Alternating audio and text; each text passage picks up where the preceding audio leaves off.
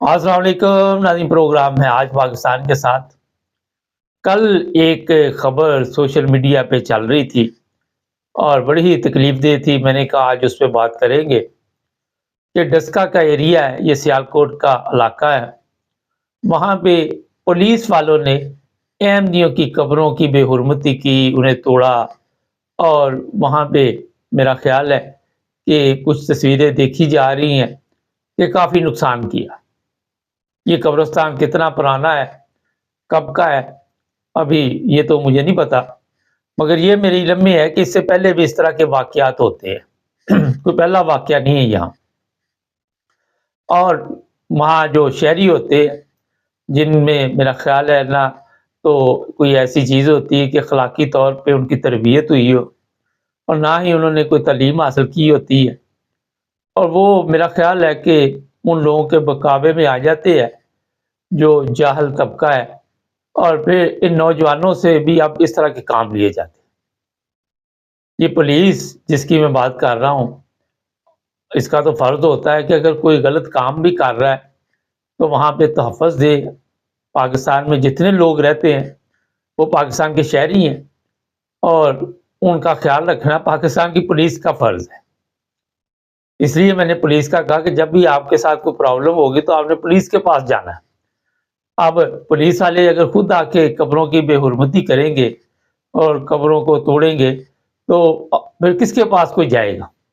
कहाँ जाके अपना जो मसला बयान करेगा, कहाँ जाके उन लोगों की शिकायत करेगा? अब पुलिस वालों की कहाँ पे शिकायत की जाएगी? ये बड़ा एक अहम सवाल है।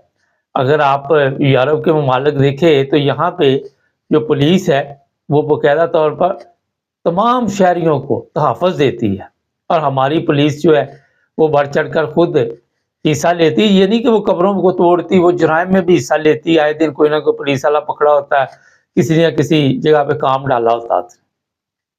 तरबियत के हिसाब से हमारी जो पुलिस की हालत है, मेरा ख़्याल है उस पर कई मैं प्रोग्राम कर चुका हूँ।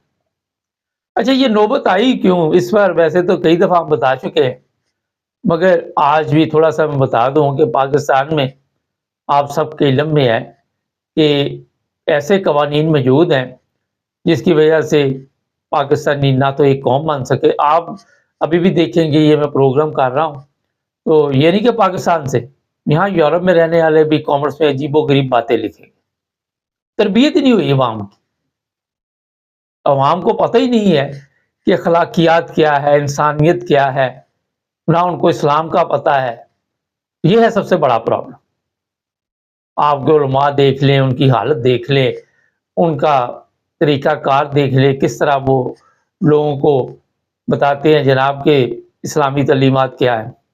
बेशुमार वीडियो चल रही होती है, कोई कोई कहानी सुना रहा है, कोई कहानी सुना रहा है, मगर इस्लामी तालीमात नहीं देते, जो सही इस्लाम है।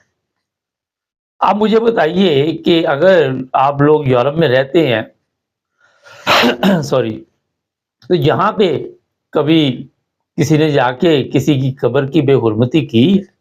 ये लोग मुसलमान तो नहीं है, मगर हमारा दावा ये है कि हमारे पाकिस्तान से इतने लाख लोग उम्रे के लिए जा रहे हैं, इतने लाख लोग जा रहे हैं जनाब हज के लिए।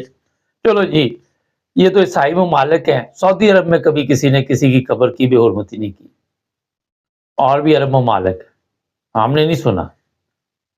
और पाकिस्तान में जो लोग कहते हैं जनाब के ये मुल्क इस्लाम के मुताबिक चल रहा है, वो भी हंसी आ जाती है कि पता नहीं किस इस्लाम के मुताबिक चल रहा है। वहाँ पे ज़िंदा लोग महफूज नहीं, मुर्दा महफूज नहीं, कब्रें महफूज नहीं। आप सबके इल्म में है जिस तरह के हालात पाकिस्तान में पैदा कर दिए गए। अब कोई भी बात होती जनाब ये बैरूनी साजिश है। ये 4 पुलिस वाले जिनका नाम आ रहा है, इनको अमेरिका ने फ़ोन किया था कि जाके बेहुरमती करो कब्रों की, या हिंदुस्तान ने किया था?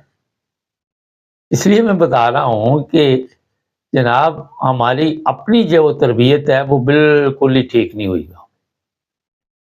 और ये भी मैं बता दूँ आपको कि ये कोई नई कब्रें नहीं, नई भी हो या पुरानी, ये इशू नहीं। वैसे मैं बता रहा हूँ ये पुरानी कब्रें हैं, और अब जी हमारे जज्बात मजरूह हो रहे हैं, हमारा ये मसला बन गया, हमारा वो मसला बन गया। तो بہانے ڈھونڈتے ہیں. آپ کو یہ پتا ہونا چاہیے کہ ہمارے پاس صرف بہانے ہیں پاکستان میں. قوم کو بھی آج تک ہم نے یہی بتایا. وہ پتہ نہیں کل منصیرہ وہ کہتے جی وہ اسلام آباد سے اتنا دور نہیں ہے, وہاں جا کے بھی وہ کہہ رہا تھا میں ایئرپورٹ بنا دوں گا, اور اسلام آباد والا ایئرپورٹ کہتے وہاں سے میرا خیال ہے کہ اتنا کوئی فاصلہ نہیں ہے. جھوٹ بولنا, دلاسے دینا, جھوٹی کہانیاں سنانا. سیاستدان بھی جھوٹی کہانیاں سنا رہے ہیں, علماء بھی جھوٹی کہانیاں سنا کے لوگوں کو گمراہ کر رہے ہیں. لوگوں کو اس طرح پہ کہتے جا کے جناب فلاں مذہب کے لوگ ہیں ان کو تکلیف پہنچاؤ, فلاں مذہب کے لوگ ہیں ان کو تکلیف پہنچاؤ.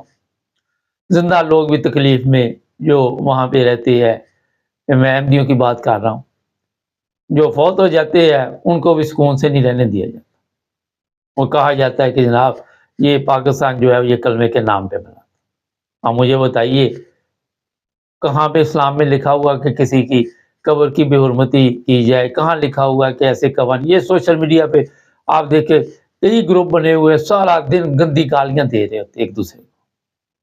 میں حیران رہ جاتا ہوں, نہ ان کو تمیز نہ تہذیب. دل ہی نہیں کرتا, وہ ویسی نظر پڑ جائے تو ٹک ٹاک وغیرہ پہ تو میں دیکھ لیتا ہوں, لیکن میں وہاں رکتا نہیں.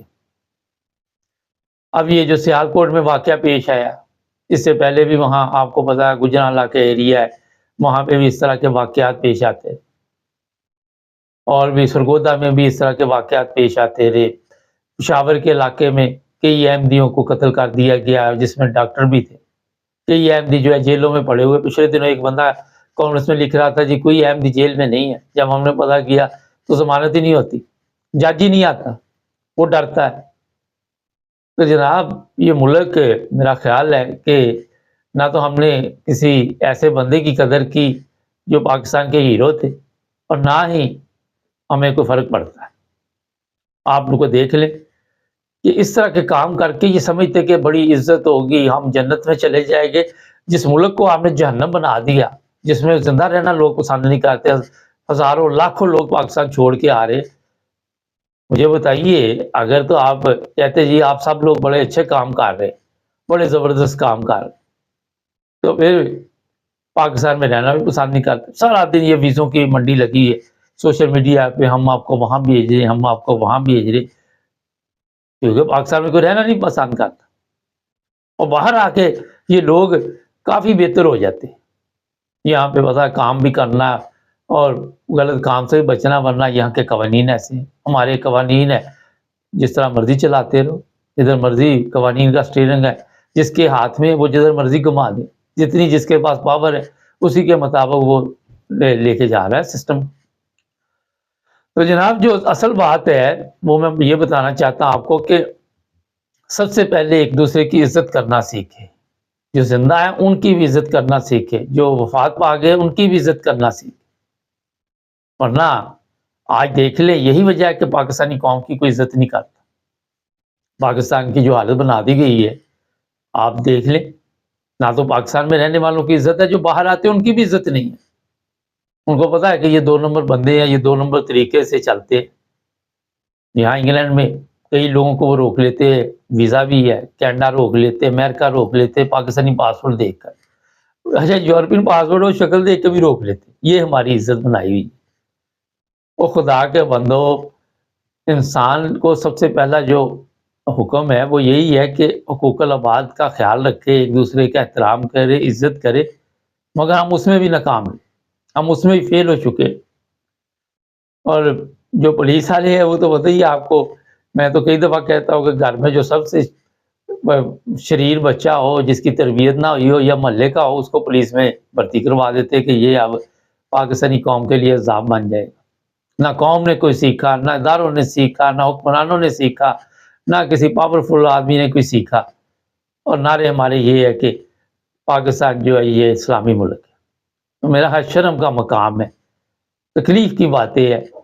یہ ہمارا چینل ہر ایک کے لیے ہے, جو بندہ بھی غلط کام کرے یا ٹھیک کرے اس پر ہم تبصرہ ضرور کرتے ہیں. چینل کو سبسکرائب کریں. ابھی پروگرام آ رہا ہے دارالعمان سے لڑکیاں کہاں سپلائی ہوتی ہیں, آپ وہ بھی سن لیجئے گا. جڑے رہے ہمارے ساتھ.